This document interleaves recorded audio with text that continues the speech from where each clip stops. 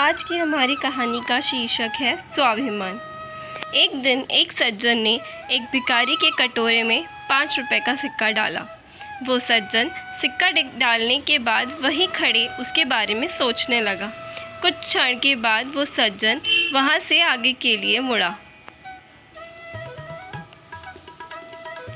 वो जैसे ही आगे चलने के लिए मुड़ा, उस भिखारी ने उस सज्जन इंसान को रोका। भिखारी ने कहा, साहब रुकिए, आपने मेरे कटोरे में 5 रुपए का सिक्का तो डाला, किंतु आपने उसमें रखी पेंसिल या बॉल पेन नहीं ली। साहब, आपको जो भी पसंद हो वो इस कटोरे में से ले लीजिए। भिखारी की बात सुनकर वो सज्जन इंसान बोला, भाई मैंने तो तुम्हें भिखारी समझकर सिक्का दिया है। भिखारी ने कहा, नहीं साहब, आप उसके बदले में मेरे कटोरे में से कुछ भी ले लीजिए, भले ही क्यों ना वो चीज़ 1 रुपए की ही हो। अब वो सज्जन इंसान असमंजस में पड़ गया कि ये भिखारी है या दुकानदार। अब ये सज्जन इंसान भिखारी की तरफ देखकर थोड़ा मुस्कुराया। भिखारी ने उसे कहा, साहब, हालत ने मुझे भिखारी ज़रूर बना दिया है, लेकिन मेरा थोड़ा सा आत्मसम्मान अभी भी बचा है।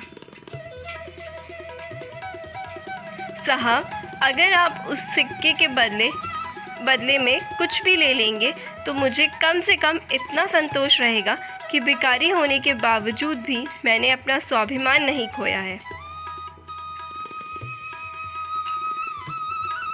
भिखारी की ये बात सुनकर उस सज्जन की आंखें भर आईं।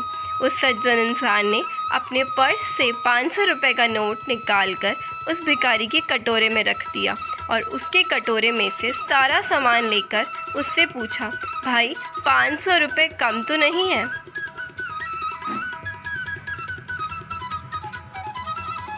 उस सज्जन इंसान की बात सुनकर वह भिखारी कृतज्ञ होकर बोला, साहब, मैं आपका शुक्रिया किन शब्दों में अदा करूं? आपने तो मेरी ज़िंदगी में दरिद्र नारायण के रूप में आकर मेरे स्वाभिमान को फिर से ऊंचा कर दिया है।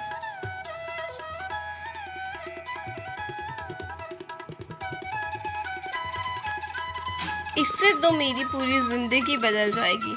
मैं आज ही इन रुपयों से सुबह और शाम का अखबार बेचना शुरू कर दूंगा और फिर भिखारी बनकर कभी नहीं जीऊंगा।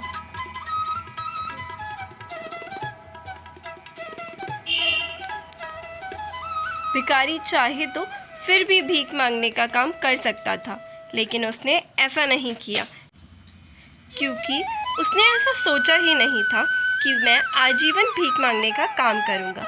हमारी सोच ही हमसे सब करवाती है। हम जैसा सोचते हैं वैसे हम बन जाते हैं।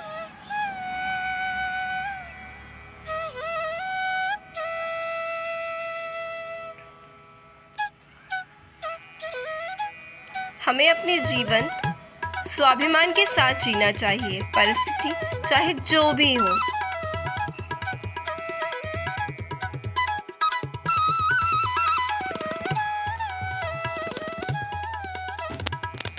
श्री कृष्ण कहते हैं, अगर आप चाहते हैं कि लोग आपका सम्मान करें, आदर करें, तो उससे पहले अपना अभिमान त्याग कर स्वाभिमान को धारण करना होगा।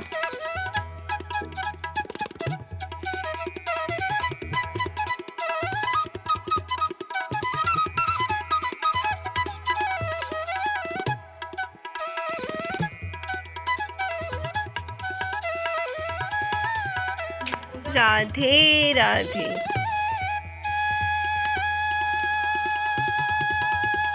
अगर आपको ये कहानी पसंद आई है तो प्लीज़ लाइक करें, शेयर करें, सब्सक्राइब करें और स्माइल करें।